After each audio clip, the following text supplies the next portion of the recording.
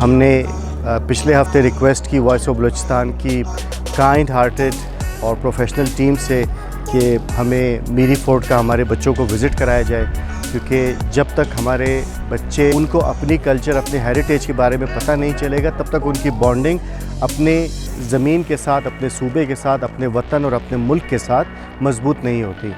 तो मैं बहुत दिल से मशकूर हूँ वॉइस ऑफ बलूचिस्तान की पूरी टीम का कि इन्होंने बहुत ही प्रोफेशनल वे में विज़िट कंडक्ट कराया।